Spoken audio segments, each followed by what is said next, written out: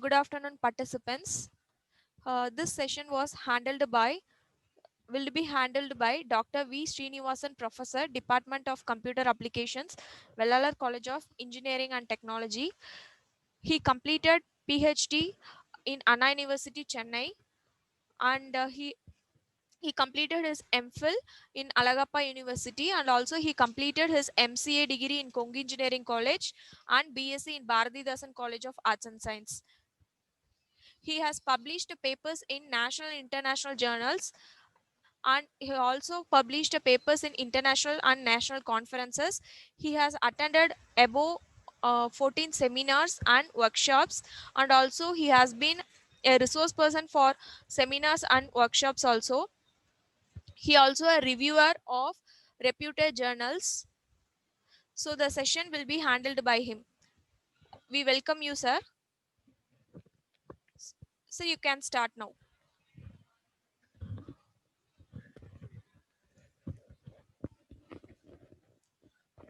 Thank you, ma'am, for the introduction given.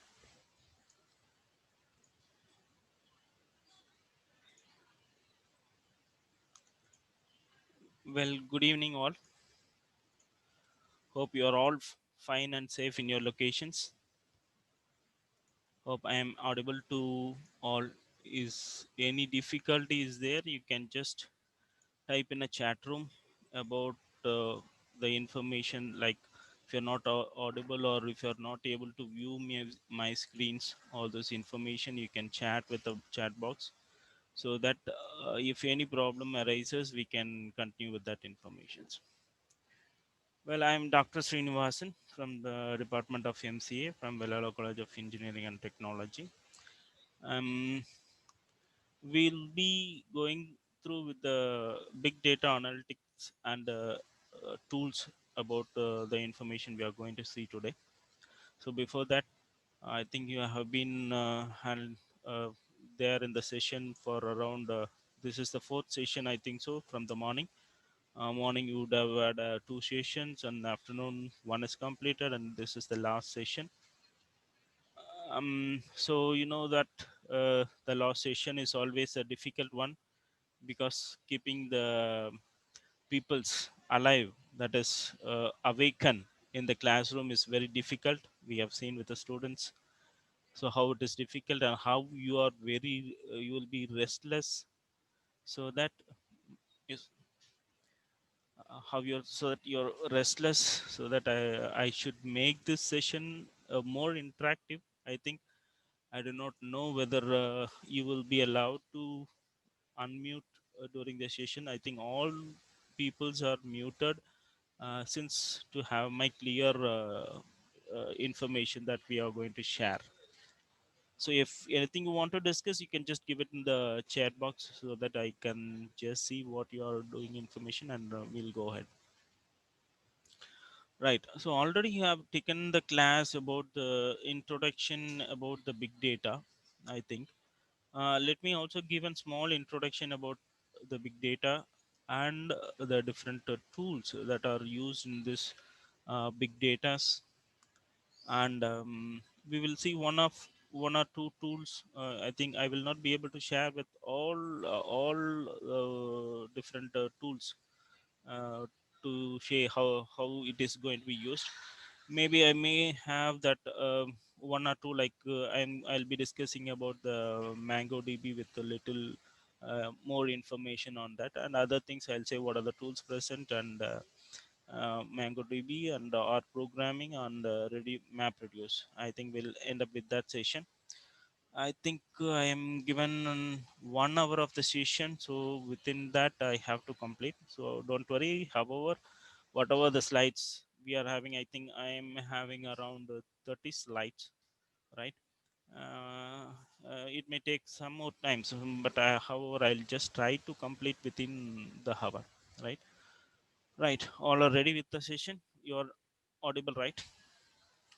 Okay. I'll get into the slides. So why we are going for a big data? Why it is nowadays it is spoken about the big data everywhere, whether it is in industry or in an healthcare centers or whatever it is, right? So wherever we go, into the industries, they all speak about the big data and the analyticals informations and on so on. The reason that we are we need to study about the big data is that it is the only thing that the volumes of informations are growing, right? So I think you know that during the year before 2008, we have been having only the button phones, so that we have very less memory, and we use the phones only to store the numbers, not this images, videos. All these things were not present before 2008. uh, we use only switch phones, so that we have very less memory. We don't speak about 32 GB hard disk or a 16 GB hard disk, 64 GB hard disk. We never spoke about that in the earlier. But nowadays, when you go for purchasing a mobile phones or a smartphone, we only speak about the data. We only speak about the memory capacity, that how much you want to hold. Whether you go for 16 or 32 or a 64, it depends on the person's money, right?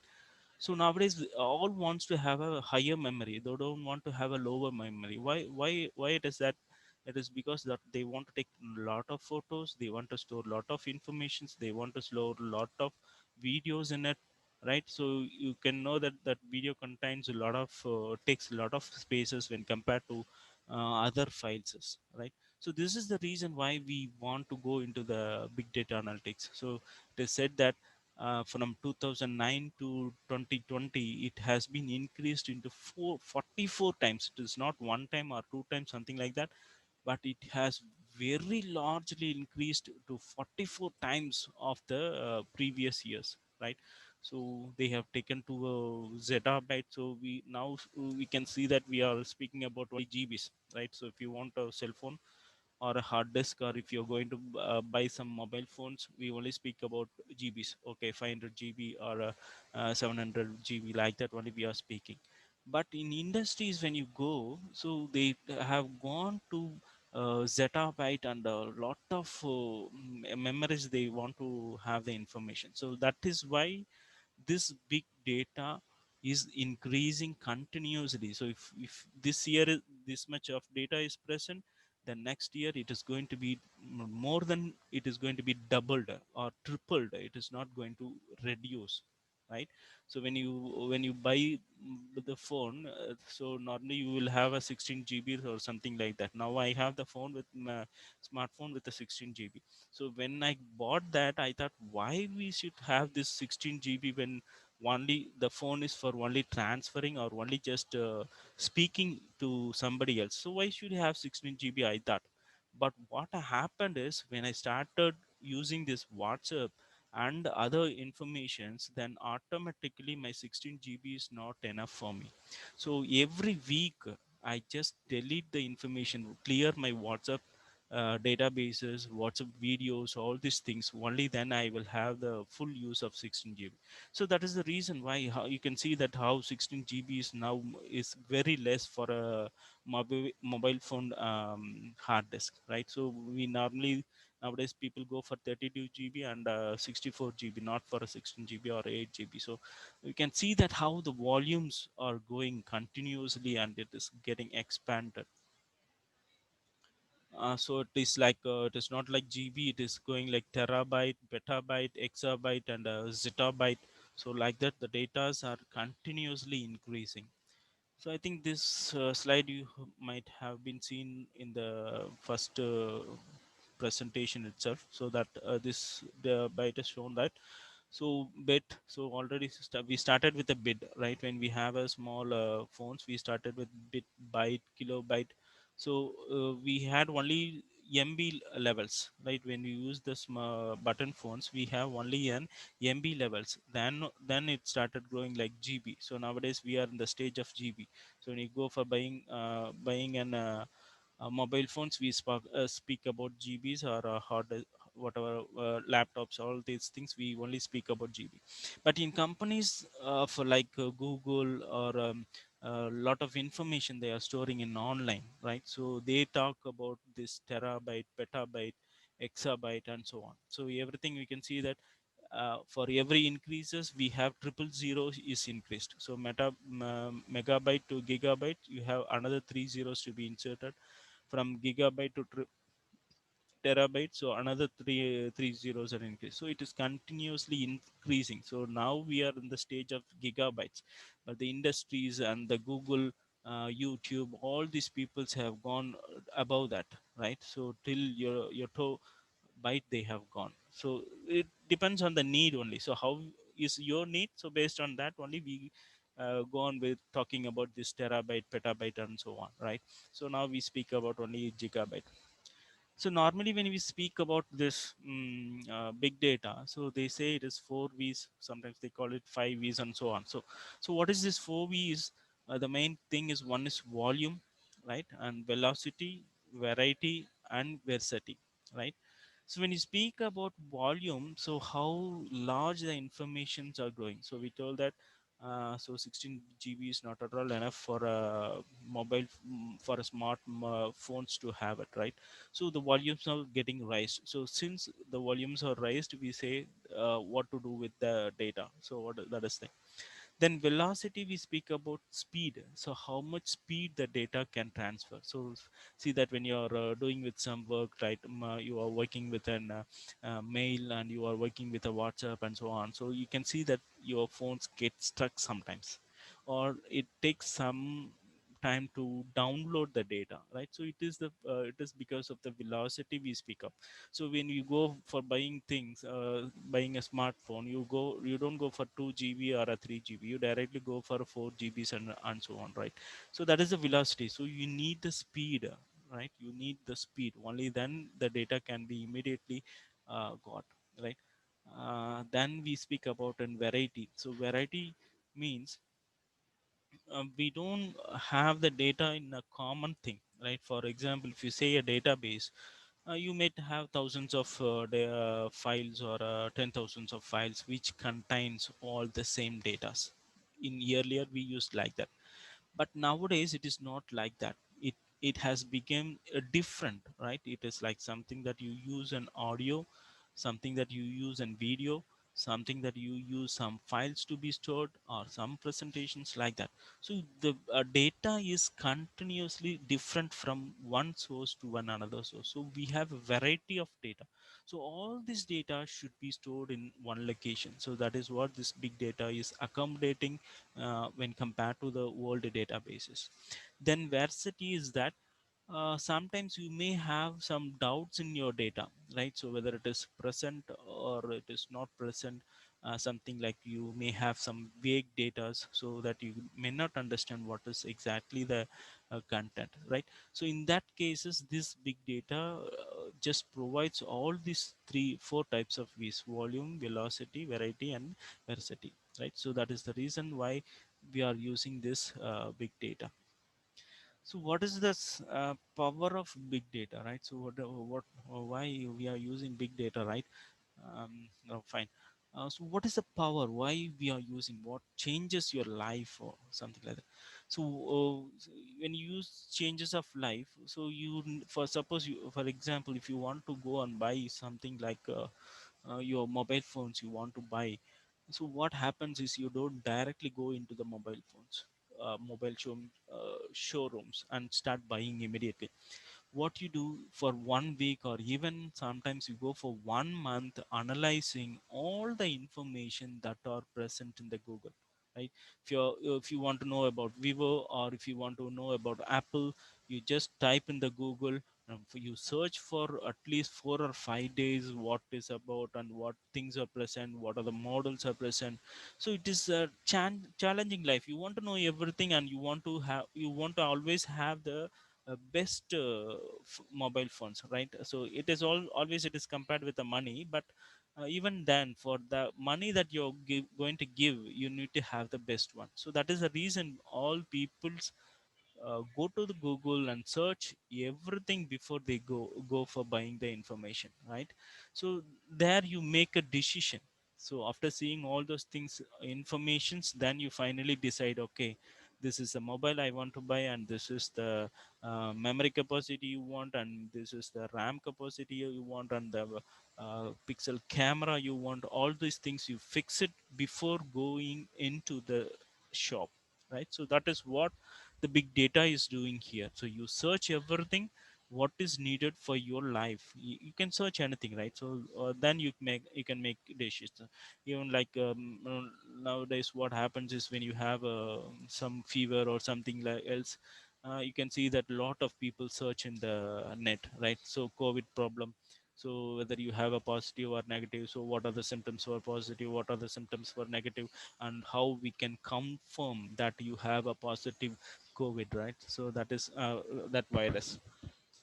So that is how you want to make a decision. So you make a decision before going into a doctor. So if you have some pain in your head, then you check why the pains are caused, then you go making decision. Okay, this is the reason for which I am getting this is getting a headache, so that I can go to the, then you go to the doctor, then you finalize. So for making any decision, you don't go and ask your parents, oh, this is a problem for me, or this, that is the thing I have, like that. So you make decision first, you search the Google. From the big data that gives the information to you, and from that information then you make some decisions you are making. So that is how the big data is helping in everybody's today's life. And there are a lot of applications that area is being covered, like health and policy makings, smart cities, online educations, robotics, and so on. So you can see that online education, how it is being used nowadays, right?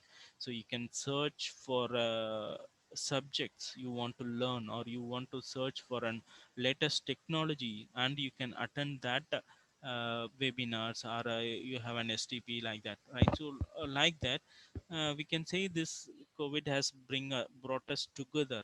It is because only that we have the information, right? So if you don't have WhatsApp or an email, then it's really difficult for you to know that some FDPs or STTPs are being conducted in a particular locations.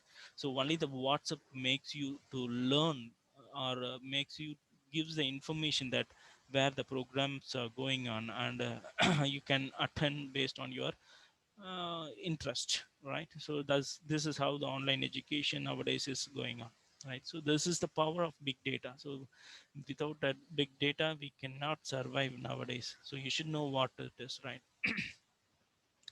So what is the difference between the traditional analysis and the big data analysis? So when you say about a traditional analysis, so you know already we have some database that is already being used. And what about the latest technology, how the data are used in the big data analytic? So focusing on we have a traditional analysis, one is descriptive analytic, and on another one is in diagnosis analytic. So that is, you just analyze what is in the database, and you can we can only get the information what exactly that data has contained in it, and you cannot go beyond that. But whereas in big data you can predict analytics, so you can predict, so what you information you are having, with that information you can predict what is going to happen, right? So if the weather is like this today, so and then it means that evening it is going to rain, like that. So you can predict what the information that you want, and you use different data sciences for that, right? Then you have a data set. So in data set, so it is limited to data set, so what is already present in the database, right? So for example, if you have 10 fields about information about a particular person, right? So only that 10 fields will be there in that database for the entire database that you are using. So you can cleanse the data, and you can simple models, you can have it in the traditional analysis. Whereas when you go for a big data analytic, so it's that it is a large scale data, and you have more types. We told you that we will be having an audio, video data, raw data, so complex data. So all these things can be included in the big data analytics, right? Then we go for supports, right? So what are the supports that is used in, so what happens, so what the information is present, so what happens with that. Whereas in big data we have a correlation, so you can combine different data from different locations, or if you have some information in one server and if you have some other information in another server, you can just combine that and you can get an accurate answer what you exactly is needed, right? So this is the exact difference between the traditional analytic and the big data. So you can see that. So what is the objectives of big data? I think I better be little go faster because only the slides are moving very slow, right? So these are the things that a big data is being collected. So online shopping, you go for health, you go for farming, you go for some companies or some purchasing places, where all these things information gives us the data. So here you can see that from web data, city, financial data, logistic data, all this data you need to extract from a different location, then you need to integrate. So integrate, so how you want to convert the things, right? So what information, so for example, if you have a date of birth here and you may have some age in another database, so you have to convert that date of birth into an age, so that things should be done, right? So you have to integrate, then compute with the data management. So you may use some technologies to get the information quickly, and you produce the visualization. So visualization, what is the output that is required by the customer? Maybe from your mobile phone you can search for some information, so that will be displayed on your mobile phone. But when you go for then a desktop or a laptop, so the same information will be different, right? So when you when for example, if you're viewing my lectures, right, like a lecture right now with an desktop or laptop, so that will be a bigger and you will have some more options to see. But whereas when you see it in a cell phone, right, so some options will be get reduced, right? So that is how the different system gets on, right? So whatever the things you can, so extract, integrate, compute, and make the visualization. So however you should have the privacy and security for all these things. So your research objective is, so big data analytics, so data mining and machine learning. So there are a lot of algorithms that are being given for machine learning process.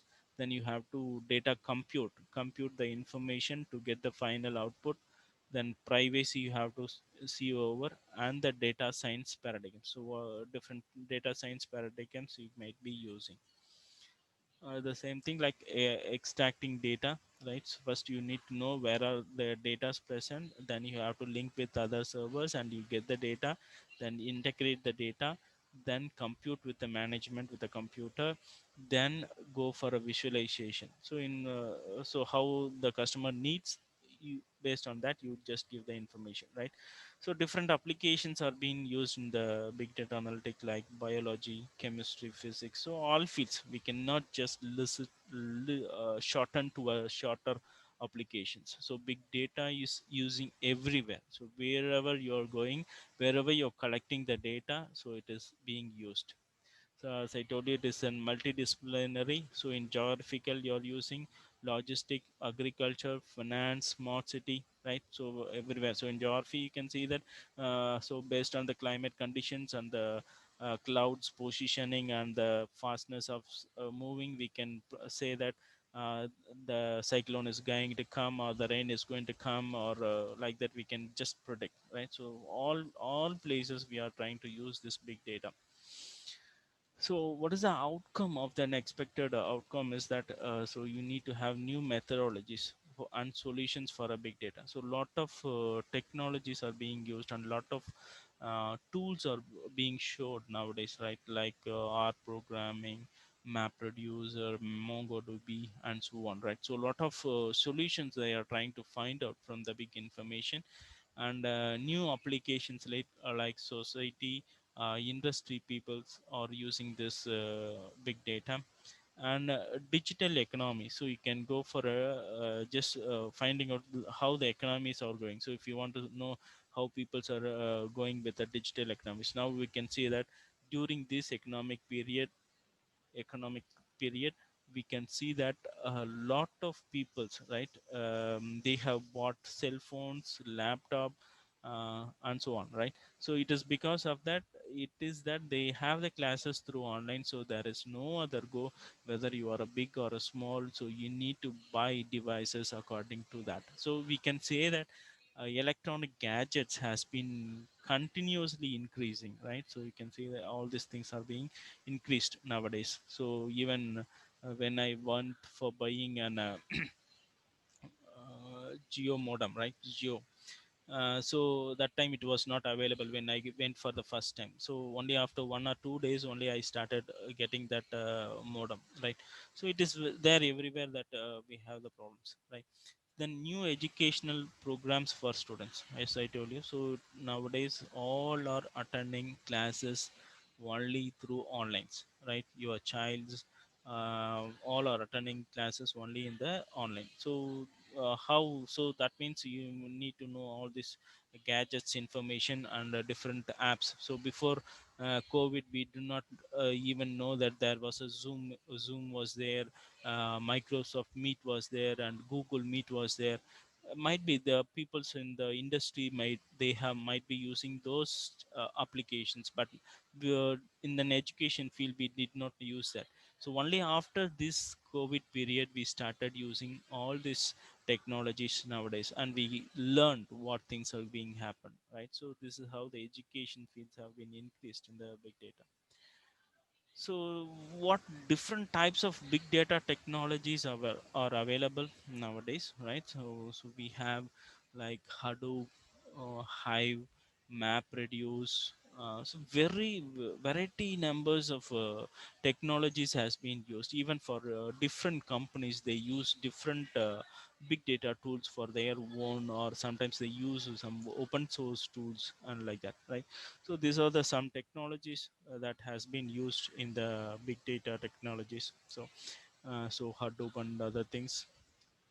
So SAS, ETL, right? So some of the technologies you might have known. Even I have not seen some of the technologies I have been using, right?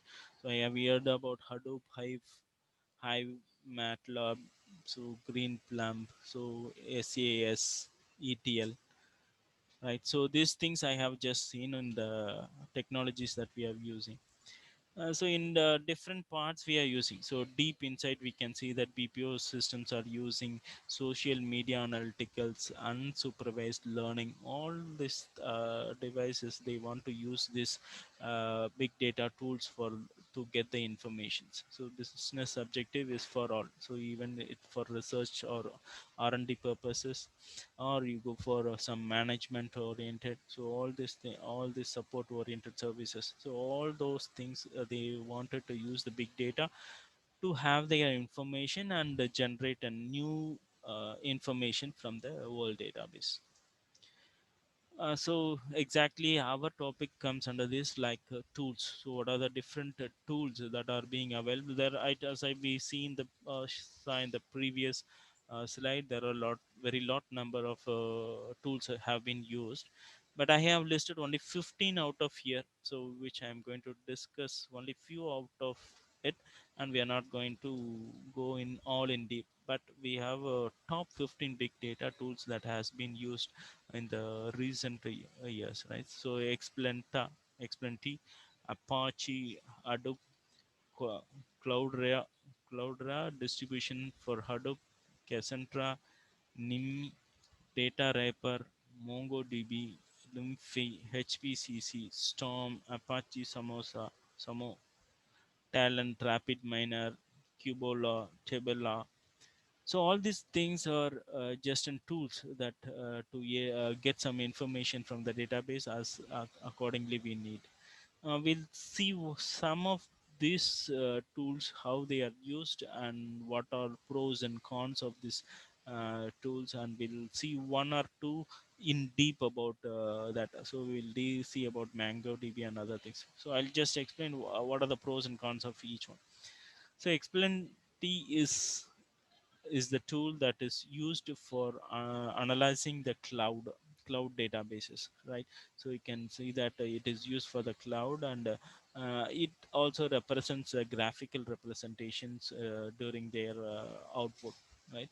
In Xplenty is a complete toolkit where it has built whether if you want to build a code you can do, or if you don't want to build a code, that also can be done. So some graphical tools will be there so that you can use it directly and get it. The solution for it is it can be of marketing, about sales information, support, and developers. So all these are supported by Xplenty. And also that your data without investing. So make the most out of your data. So whatever the data you are having, so you can just use this Xplenty tool to get the information accurately as necessary. So you need not invest more in the tool for the tools, right? So maximum all these tools that we discuss in the big data, they don't use for a cost. That is, they say it is an open source tool so that you can just download from the net, and you can use any of the tools that you are required. So as far as education or trial versions, all this is these are concerned, we can use all this for a trial versions and other things. But when you go for using like commercial oriented, then they start implementing some few cost for tools, right? So only for education purposes and for trial versions, the Xplenty will be all these tools will be free of cost. But when you go for commercial work, then it becomes an costly one. That is, you need to pay something for the thing. So this is an connectivity to the variety of data. So you can see that different data can be easily connected. Even complex data can be easily connected, and prepared information what you exactly needed. So here you have the billing option is available. That is, you may be paying for monthly or yearly like that. So when you go for commercial work, not for an trial versions and so on. Then we go ahead with an Apache Hadoop, right? In Apache Hadoop, so maximum of the companies are using the this Apache Hadoop tools, so that they get the information more from the very large database. So we can see that they are using the framework employed for a cluster-based system, right? So framework employed for a clustered-based system handling different big data. So it uses the concept of map reducing model. So I'll tell you what is map reduce at the end of the slide. I have one PPT telling about what is a map reduce and how it is going to work on that, and I'll just explain. And here we have an open source framework. So this Hadoop is written in a Java concept. So maximum the programs are written in Java, and you can use some other languages also with that, but the Hadoop is done within Java concepts. So you can write normal Java programs in that. So I'll show you a program also about that. So you can see that maximum of the companies they use then Hadoop oriented tools. So like Amazon Web Services, Hortonworks, IBM, Intel, Microsoft, Facebook. So all these things they use Hadoop because they produce a lot of support for the customer that they require for. Here the pros is that we have an Hadoop distributed file system, so that the distributed file system, you know that the information will be located in different location, right? So all type of data will be there. You can have access to all type of data, video, images, and all and so on. So it is also used for an R&D purposes, right? Then the problem here with this is that we have the disk space issues. That is, since you store when normally when you store an Word file or a PPT or whatever the file you store, it does not occupies more space. But when you go for images, and especially when you go for video, it occupies lot of spaces. Since it is using images, yeah, all type of data, so all videos and images will be captured, and it will have a disk issue problem. So once the maximum storage is reached, then it will have some problems in working on it, right? So it will get slow or it will get stuck and so on process. The next one is in Cloudera distribution of Hadoop, right? So Cloudera is another form of the Hadoop. So where you have a enterprise class deployment. So we can have a different deployment in that, and free platform distribution. So it is not specific to one platform. So you can see that it can run on any platform like Windows, Linux, OS, Mac OS, and so on, right? So in Cloudera distribution of Hadoop, we can see that lot of different frameworks also being implemented in that, like Apache Hadoop, Apache Spark, Apache Impala, and many more tools also has been included in the Cloudera distribution. So just to be simplified, we can say that if you want to work in with some language programming and you want to have a single platform, so that you want to work it with C, that is also can be done. When you want to work with Java, so that can also be done. So you need to have a single platform, so that you can work with the different languages, right? So same how this Cloudera also supports like that. Then this is an administrated manageable, so it can manage itself. So what tools that you're going to use and what you need to use, all these things can be decided by the administrator, so that whatever you need to use, that can be given access to it. Then in the pros of it is the administration, the Hadoop, right? So you can administrate yourself, so you can just manage yourself in what security type of things you want and so on. And in cons, there is a problem with the UI features, right? So user interface problem will be there. So it sounds confusing. So a lot of options. If there are more options, then you start confusing with what options to use and so on, like that. So pricing is free of software. So when you go for commercial oriented, then you have to pay something. Then it's Cassandra about. So in Cassandra, so it is also, it is a distributed database, right? So it is an open source tools that is used for the distributed DBMS constructing to manage huge volume of data, right? It manages the huge volume of data, and it is an high availability. So whatever the data you expecting for, that will be provided immediately, and it is an interact with all the databases.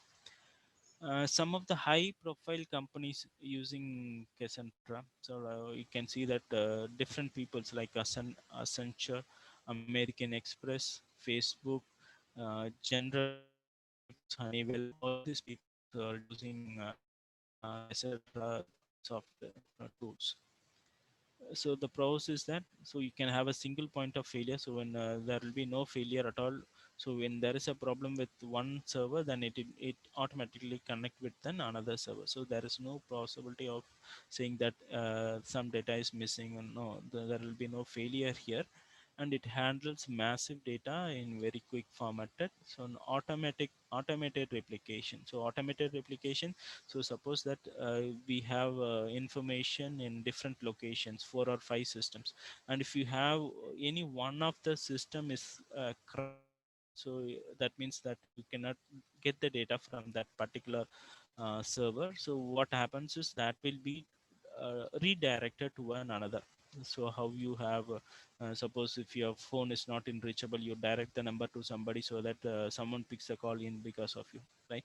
So that, like that, so that is an automated replication. So if one is failure, then automatically it gets the data from the another server. So extra effort in troubleshooting. So if you have any problems with the tool, then you cannot easily troubleshoot, and maintenance is a big problem in the Cassandra. This is also free, but when you come to commercial, it is also cost. So it is NIMI, where you have a constant information miner, which is a tool for getting the information, enterprises reporting, integrating research, CRM, data analytics, text mining, all those things. So you can see that this supports different OS, so Windows, Linux, OS operating system, all those things supports with different information that need for the user.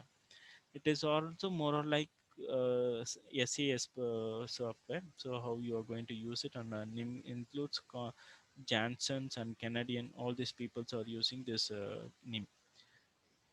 Then the pros of it is simple and ETL operation. So that is an extended transfer language.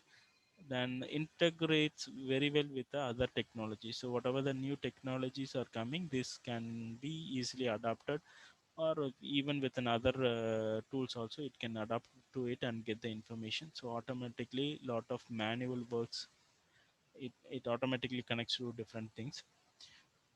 The only problem with this is the it almost take the entire RAM for usages, right? When you use the tools, then it takes the entire RAM for database for making use of faster actions. So pricing is same, so it is free for open source, and for commercial it costs something. Then we have a data wrapper. So these are tools, right? So then we have a data wrapper where this data wrapper gives more visualization on data, right? So generating a simple and precision data. So it produce like chart like thing, so that you can quickly understand what is about, right? So instead of writing a big para about the data wrapper, you can just show a diagram, so how it is being used, whether it is good or bad, and so on. So a new classroom will be separate, given for each and every person, so that they use on Fortune months, Bloomberg, Twitter, all these peoples are using this data wrappers. So the processes work very well on all types of devices. So whether it is a mobile, or it is a tablet, or a desktop, or a laptop, so whatever things, this data wrapper works in a proper manner, like ways of using charts and exports. So you need no coding for that. So you can only just go on with the just click operations, right? Then for limited color palettes, so the problem with this is limited color palette, which does not gives more colors on this one. Okay, then next we go out with an MongoDB. So MongoDB is a NoSQL. I do not know how many of you know about what is NoSQL. I'll tell you what is that. Then this MongoDB uses the document-oriented database, right? So it is a documented-oriented databases, where the source tool uses multiple operating systems. So it is not we can use for any operating system. You can use this MongoDB. So I was speaking about NoSQL, right? So NoSQL means, so normally in database we should know about what is relational database. So only when you know about a relational database, then only we can communicate with one device to another device, s- one table to another table, or one document to one another document. To get the information, you should know the relational database. But in MongoDB, the NoSQL means you need not have the relational database, right? So if all things are put in one basket, then it means that it belongs to the same thing. So it is easy to access all the information without need of a relational database. So that is the main thing about the MongoDB. And this is the server side execution, so it can also uses JavaScript, so that it can work on the server side programming. And MongoDB management services, it is MMS, so it can manage by itself, right? So whatever things it wants, it can do it by itself. So most of the people who are using are like Facebook, eBay, MetLife, Google, etc., right? So the advantage is that, so it is easy to learn and provide multiple technologies and platforms. Difficulty is that limited to analytics, right? Slow for certain use cases. So this is the drawbacks of the MongoDB, and this is also free version when it is when you need to use for trial, but when commercial it is cost, right? So I'll just explain how this MongoDB, how you need to connect to that, and how it will be working on these things. So how you need to install, I think we have a video. So I thought I can just show you this, but we have only 15 more minutes to go with the 8 more slides.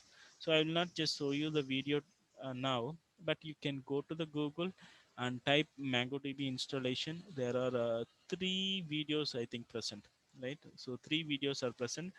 Tutorial for beginners 1, tutorial for beginners 2, and tutorial for beginners 3.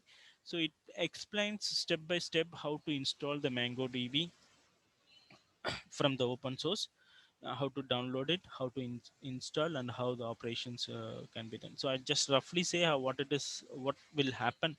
Right, you can just go to the video and see how you can work on it. It takes around 11 minutes video, right? You can just see how it is working after the class is over.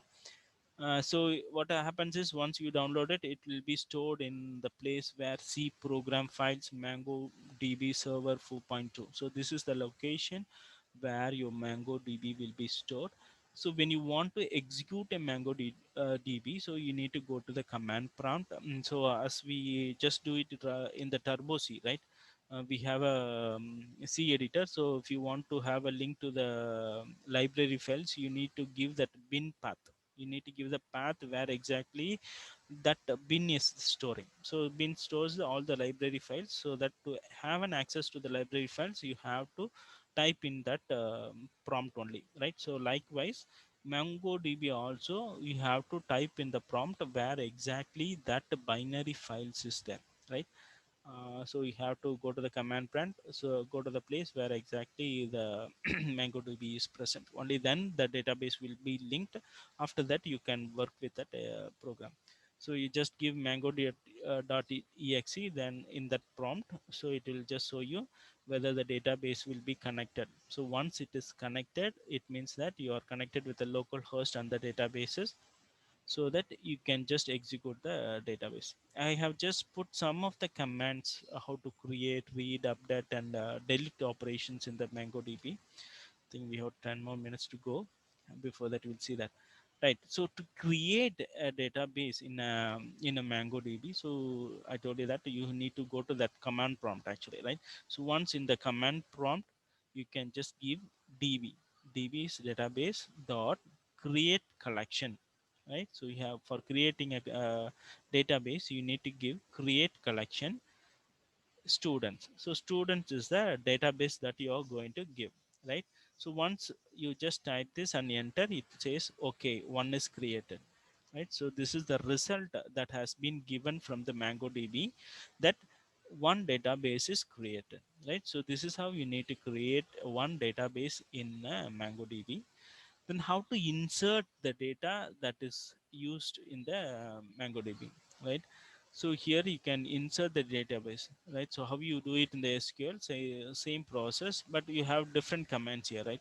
So db.students is a database name, dot insert, right? Insert, then you have to open the brace and flower bracket. In that, id equal to 1, student name Michael Jenta, and grade equal to 8, and his hobbies is internet, right?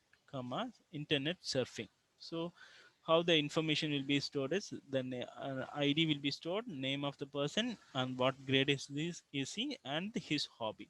This information will be stored in the database students, right?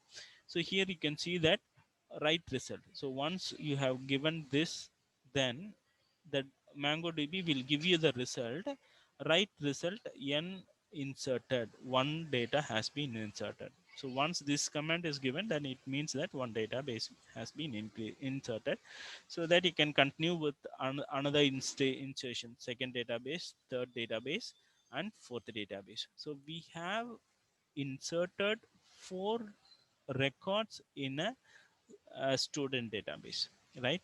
So insert command is like this, and you want to read the command from the MongoDB, then you have to use db dot students dot find, right? It is something like making the directory list, right? So db dot students dot find, here we have a command pretty, right? So pretty means to show it clear, that's all. Pretty means to make the presentation clear, right? So you have this database listed down. So it is reading the first database, second database, and the third database. Since you have given the word pretty, sorry, since it has given the word pretty, so you can see that it is listed line by line. If you are not giving the word pretty, then it will just type it in the one single line. So that is the difference between that pretty command and this one. So next is using update. So how you will update the data, right? So what database you want to, so db.student you want to update, right, to the id 3 where name RN David, grade 8. So you are going to update, what means you are going to update for hobbies to chess, right? So already this fellow's hobby was skating. I think it was in the previous set, right? So you can see that this fellow's habit was in skating. So that one you are going to update with the chess, right? So for this name, this ID, this grade, you are changing the hobbies to chess, right? So you can see that dollar set is the command to update the information. So finally, you have to give absurd colon true. So only when it is true, it will update. Otherwise, it will not do. Okay. So this is the result given. So one is matched and modified is one, right? If more numbers are matched, then it will give how many records that has been matched. Then it will display how many how things has been modified. So then if you want to read only a particular data, so you can find db.students.find a particular id. So once you give that id, then it will list only the particular name that is present in the database. So here we have not given pretty, so it is given in a single line. Okay. So suppose if you want to read all names, right, so just student dot find, then student name id 0. So it will find all the names, it will be list displaying, right? So this all is typed in the command prompt, right? Then next is the um, relational operator. So we'll just quickly go, we'll have got to go with four more slides. So relational operator, you know how it is used. So here we have to specify dollar equal, so grade equal to 8, right? So that alone you're going to find it out. Here not equal to, so you're going to find it out whose hobbies are not equal to baseball. So the command is dollar ne, not equal to means ne. Okay. So then you type it as the pretty. I have not shown the printouts, that is a list out. So only the commands I have been put up here, right? So here also is not is set to either chess or skating. So chess, even chess is okay and skating is okay. For that person you are going to list out the names, right? So this is the command. So in, so dollar in is the command. Then delete operation, so we can use that db student remove. You're going to remove the name, right? Name or an id, fourth person. So you want to remove the record id is equal to 4. So automatically it deletes one record. So right result is removed one. So this is the result given by the MongoDB. So if you want to delete the entire database, db.students.remove entire database. Okay. So this is how these commands are being used in MongoDB, right? So for an database access. Then I told you that I'll just explain the map reducer concept. So we have 5 more minutes to go. No problem. We'll just sum up high fastly.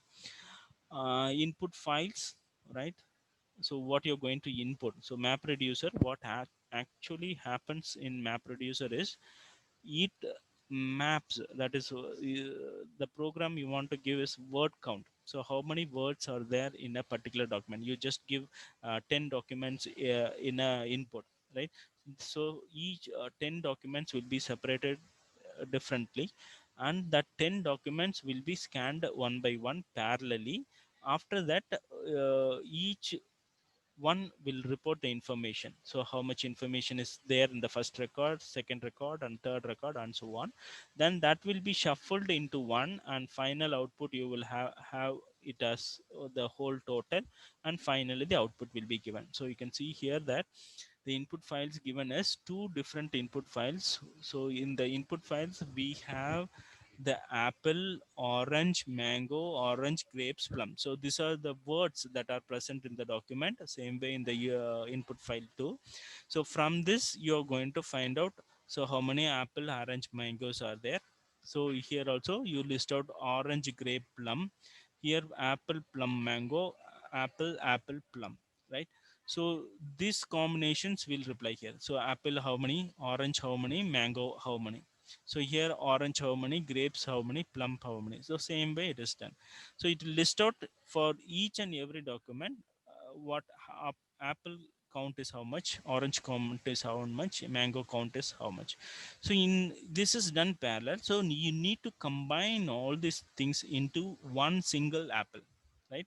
So what happens is it will take apple from here, apple from here, apple from here, apple from here. So all total apples will be listed here. Here total grapes, here total mangoes, here total oranges, here total plums from different database. Then after this you need to say what is the count. You just cannot give apple 1, apple and like that. So you have to find, give the final output. So totally 4 apples, grapes 1, mango 2, orange 2, plum 2. So final output will be given to the user. So you input the data, you run the program for word count. So this is how the operations will be done, and finally it will give the result. So once it is splitting off differently, it means that the work will be done faster, right? Okay, this is about the map reducer concept. So I also have the program for map counter program. So how it is done, we told you that it is done with Java. So we need to implement all those library files. Then you have a program called word count program. So how you need to access the different databases. So these all things, right? So you can just go and see in the website also it is present, right? So how it is working. So we told you how this will be accessed, right? So that will be is written in the programming. So I'll just quickly finish up. Okay. The next one is an R programming concept. So in R programming, this is also a tool that we need to access different informations. So in R programming, you can see that this is the screen of the R programming, where you will type the programming in this location, right? And the output will be given in this area, and what are the objects that you have created will be listed in this area, and the graphical output will be given in this area, right? And the graphical output will be given in this area. So whatever you type, for example, if you have one database saying about the salary information, and if you want to know who is how many number of peoples are getting above 30,000 per month, you can just list out, right? So you can just give the command on things. Here you can summarize also, you can summarize, you can average, you can find the average some salary of a particular person, right? So all these things you can just give the commands here. So once you download this R programming, you can just give the commands, and so that you will get the information output here. And if you want to connect to the chart, you have to give the command chart command, you have to type it, right? So that you will get the information. So these are the different tools that we have been using in big data analytics. There are a lot of tools available. So latestly we are using Hadoop, right? So Hadoop is used, and MongoDB is used. And if you see, when you go ahead with studying the big data subject, you can see that some tools will be used like Hive, program like Big Pig, right? MapReduce, R programming. This concept will be there in a big data book. But this R programming is used for research oriented, right? So maximum different algorithms we are using, like classification, clustering, regression. Different algorithms are there. In that we have different formats, like classification, we have a support vector mission, and so on, right? So all these things that can be done easily in the R programming concept, so that will give you a good result in the R program. I think we'll end up with the class, and it's almost time. We'll end up with this today and in my session. That if you have any doubts, you can just type in the chat box, so that I'll get the information, and I'll just mail to you about the information, since it is not easy for us to unmute all, so that all will be having a discussion, lot of discussion. You can take down my email ID and the phone number. Just you can send any queries if you have, you can also send. I will also take your queries from the chat box, as time is limited. Thank you all for patient listening. Hope you have a nice session with me. Have a good day. Thank you all. Chat box இது எங்க வரும் chat box? நான் mail பண்ண சொல்லியிருக்கேன் ஏதோ ஒன்று.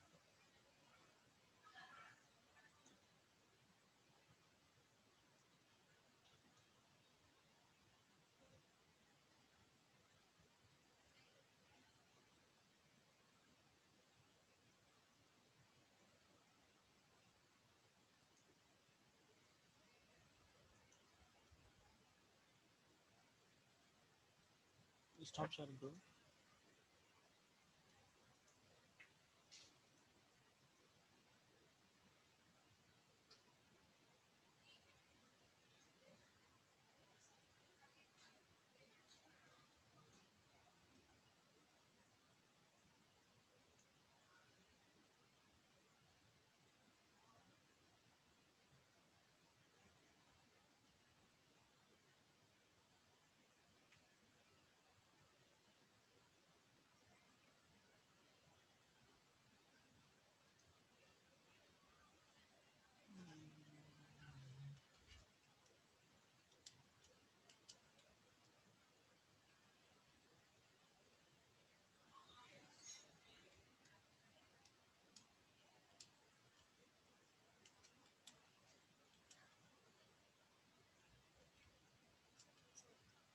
சொல்லிக்கலாமா? Mm, I think that is right now one question is there. So for an utility factor, which tools is useful? I'm not exactly what utility. I do not know what utility you are going to use. But maximum of this Mango and the Hadoop can be used for all type of programmings.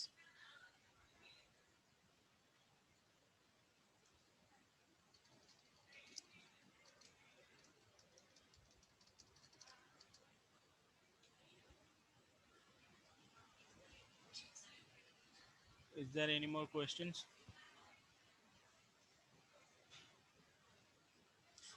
I think if interaction is there, then it will be good, so that we can have a direct conversation.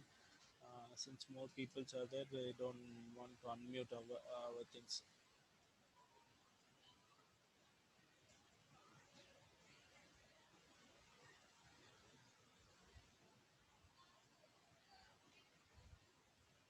Since there are no questions, I think I will just wind up the session. So if you have any more questions and any times, you can just mail to me, or just you can call the numbers also, so that I can explain how what you can do. So if you have even chat box is there, you can just put your questions also, so that anything that I could do is I can just mail to you. Okay. Thank you for all for this wonderful session. Thank you all.